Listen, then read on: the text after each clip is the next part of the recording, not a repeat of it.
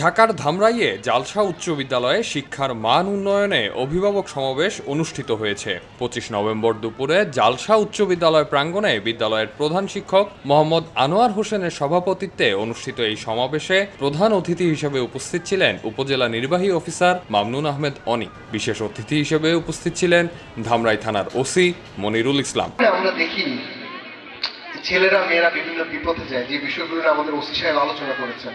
তারা মাদকাসক্ত হয়, তারা বিভিন্ন ভুল পথে পা বাড়ায়।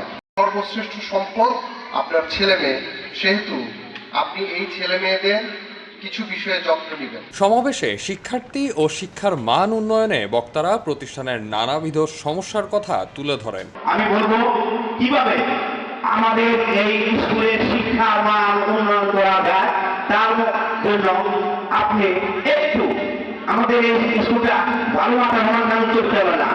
এই স্কুলটা যে বড় বড় যে স্কুলগুলো, সেই স্কুলের মধ্যে স্কুল না, জোড়া ভিন্ন একেবারে অজু পাড়াগায় একটা স্কুল, এবং আমাদের এখানে ওই ধরনের কোনো মূর্খ নাই।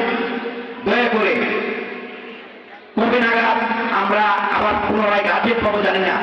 আপনারা আছেন, আমাদের স্কুল দুটোর দিকে একটু সুনজর দেন, আমরা যেন আবার পূর্বেই নেয়।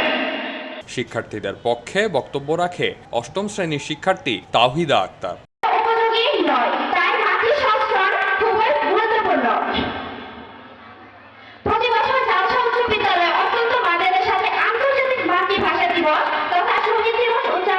সমাবেশে বিশেষ অতিথি হিসেবে আরও উপস্থিত ছিলেন উপজেলা মাধ্যমিক শিক্ষা অফিসার জাকির হোসেন মোল্লা, কাওয়ালিপাড়া পুলিশ ফাঁড়ির ইনচার্জ নূরে আলম। অনুষ্ঠানে আরও বক্তব্য রাখেন ম্যানেজিং কমিটির সদস্য মফিকুল ইসলাম, প্রতিষ্ঠানের সাবেক সভাপতি প্রফেসর হাফিজ উদ্দিন ও সিনিয়র শিক্ষক ইয়াকুব আলী।